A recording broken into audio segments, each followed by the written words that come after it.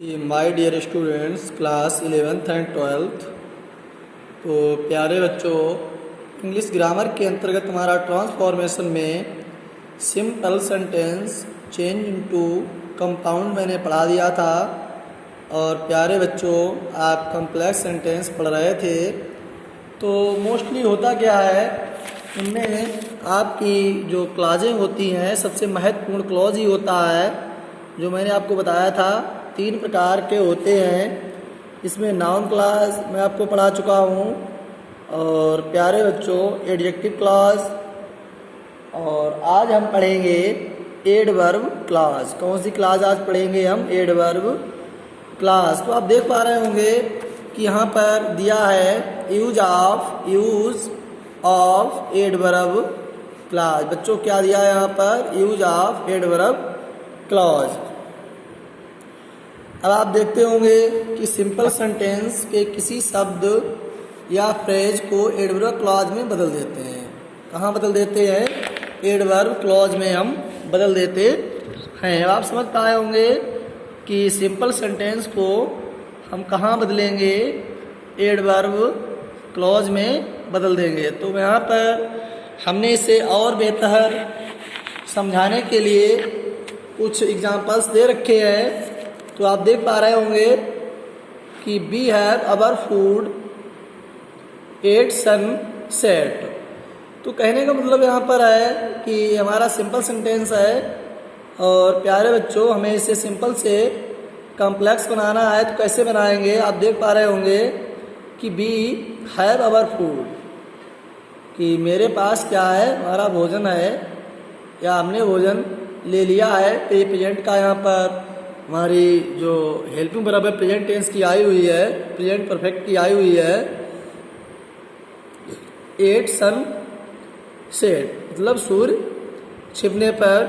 तो आप इसे सीधा जब है कॉम्प्लेक्स में कहेंगे कि वी हैव अवर फूड, हमने भोजन ले लिया, व्हेन जब द सनसेट, सूर्य छिपने के बाद। मतलब सीधा है कि सूर्य छिपने पर क्या हुआ कि जब सूर्य छिपा, व्हेन जब द सनसेट, सूर्य छिपा, तो हमने क्या किया? वी हैव अवर फूड, हमने अपना भोजन ले लिया है।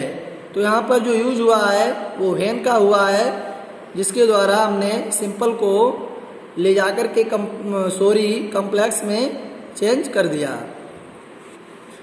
अब आप देख पा रहे होंगे सेकंड देखें, she is too weak to work. She is too weak, वह कमज़ोर है टू वर्क, काम करने में। मतलब ये है कि वो कार्य करने में कैसी है? कमज़ोर है। तो आप इसे कंपाउंड में कैसे ले जाएंगे?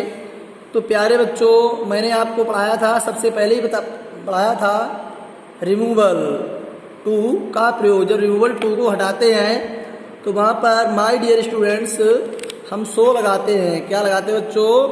टू के स्थान पर यहाँ पर सो लगा देते हैं। उसके बाद सेंटेंस हमारा किस में चला जाता है? निगेटिव में चला जाता है। किस में चला जाता है बच्चों? निगेटिव में हमारा पूरा सेंटेंस चला जाता है। तो आप समझ पा रहे होंगे यहाँ पर कि सी इज सो वीक, वह इतनी कमज़ोर है, दैट की सी कैन नॉट वर्क, वह काम नहीं कर सकती है। तो आप सीधा समझ गए होंगे कि यहाँ पर हमने कम्प्लेक्स में जो है इसको सिंपल से कम्प्लेक्स बनाने के लिए यहाँ पर दैट का यूज़ किया है। किसका यूज हुआ बच्चों? यहाँ पर दैट का यूज हुआ है। आप समझ गए होंगे। अब यहाँ पर हम अगला सेंटेंस देख लेते हैं। He was glad to hear this. क्या दिया है कि ही वॉज ग्लैड, वह खुश था, टू हियर दिस, ये सुनकर। देखो बच्चों कि वर्ब से पहले जब हमारा इन्फिनिटिव टू आ जाता है तो उसका हिंदी अर्थ का और कर, यानी कर अर्थ निकलने लगता है। तो he was glad to hear this, वो इस बात को सुनकर कैसा था? खुश था। कैसा था बच्चों? खुश था। तो हम इसे जब ले जाएंगे सिंपल से कॉम्प्लेक्स में तो किस तरीके से कहेंगे जरा देख लेते हैं कि ही वॉज ग्लैड, वह खुश था, वह खुश था। व्हेन ही हेard दिस, व्हेन जब ही heard दिस, जब उसने इस बात को सुना। तो मतलब सीधा यहाँ पर आपके समझ में आ गया होगा जो यहाँ पर व्हेन शब्द यूज हुआ है, तो जिसका यूज हमने कॉम्प्लेक्स सेंटेंस में किया है। और सिंपल से कॉम्प्लेक्स बनाने के लिए हमने बच्चों यहाँ पर व्हेन लगाया हुआ है, तो ही वाज ग्लैड में खुश था, व्हेन ही हर्ड दिस, जब उसने इसको सुना। तो यहाँ पर व्हेन के द्वारा हमारा वाक्य जोड़ दिया गया है। तो अदर एग्जाम्पल हमने दे रखे हैं और समझने के लिए, ताकि आपको ठीक तरीके से समझ में आ सके। तो हम देख पा रहे हैं इन स्पाइट ऑफ इलनेस। बच्चों इन स्पाइट का मतलब होता है बावजूद। क्या मतलब होता है? बावजूद।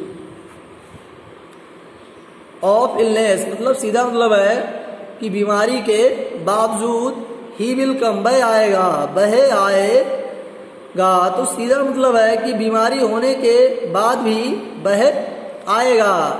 तो यहाँ पर हमारा सिंपल सेंटेंस है और हम इसे एडवर्ब क्लॉज में कॉम्प्लेक्स बनाते समय एडवर्ब क्लॉज में बच्चों बदल देते हैं। तो हम देख पा रहे होंगे यहाँ पर क्या दिया है कि थू, वैसे इसे हम जो है एक तरीके का दाऊ भी कहते हैं। तो थू ही विल कम, कि थू ही इल, यद्यपि वह इल बीमार है, वह कैसा है? बीमार है। ही विल कम, वह आएगा। तो यहाँ पर हमारा कॉम्प्लेक्स बनाने के लिए इसे हमने दाऊ के द्वारा सेंटेंस को कॉम्प्लेक्स में बना दिया है, या हमने यहाँ पर जोड़ दिया। आप समझ पा रहे होंगे कि ताऊ ही इल, यद्यपि वह बीमार है, ही विल कम, वह आएगा, मतलब बीमार होने के बाद भी वह आएगा। तो आप समझ गए होंगे यहाँ पर कि इस सेंटेंस को सिंपल से कॉम्प्लेक्स बनाने के लिए दाऊ का यहाँ पर यूज करके हमने सेंटेंस को चेंज कर दिया है।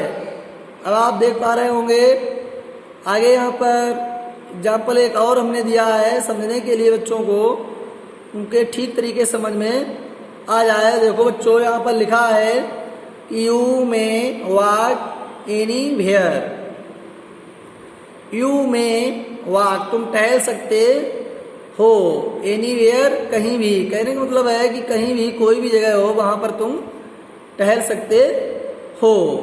तो यहाँ पर हमारा सिंपल का सेंटेंस है और अब हमें चेंज किसमें करना है? कंपाउंड में करना है। तो बच्चों कंपाउंड को देखते हुए मैंने बताया था कि इसमें जो हमारी क्लॉजें होती हैं वो 3 क्लॉजें होती हैं जिनका हमने आपको प्रयोग करके भी सिखाया है, नाउन क्लॉज, एडजेक्टिव क्लॉज और एडवर्ब क्लॉज। तो हम देख पा रहे होंगे कि इसको हम चेंज कैसे कर देते हैं। तो यहाँ पर यू में वाक तुम टहल सकते हो, तुम टहल सकते हो, wherever you like, wherever you like, जहाँ भी तुम चाहते हो। लाइक का मतलब पसंद करना होता है, मतलब सीधा अर्थ है कि जहाँ भी तुम चाहते हो वहाँ पर तुम टहल सकते हो। तो माय डियर स्टूडेंट्स यहाँ पर सिंपल से कॉम्प्लेक्स बनाने के लिए वेयर एवर के द्वारा हमने वाक्य को ऐड कर दिया है, जोड़ दिया यहाँ पर। अब आपको ठीक तरीके से समझ में आ गया होगा। आज जो बच्चों मैंने आपको पढ़ाया है ये था एडवर्ब क्लॉज। तो मैं आपको noun clause, adjective clause, adverb clause तीनों क्लॉजों के बारे में पढ़ा चुका हूँ। और अगला जो वीडियो हमारा आएगा वो कंपाउंड सेंटेंस से हम बच्चों आपको कॉम्प्लेक्स का वीडियो देने वाले हैं। सिंपल से कॉम्प्लेक्स का दे चुके हैं, अब कंपाउंड सेंटेंस से अगला वीडियो हमारा आपको मिलेगा कंपाउंड सेंटेंस से कॉम्प्लेक्स सेंटेंस। तो आज का वीडियो बच्चों यहीं तक है और अगला वीडियो आपको फिर दिया जाएगा।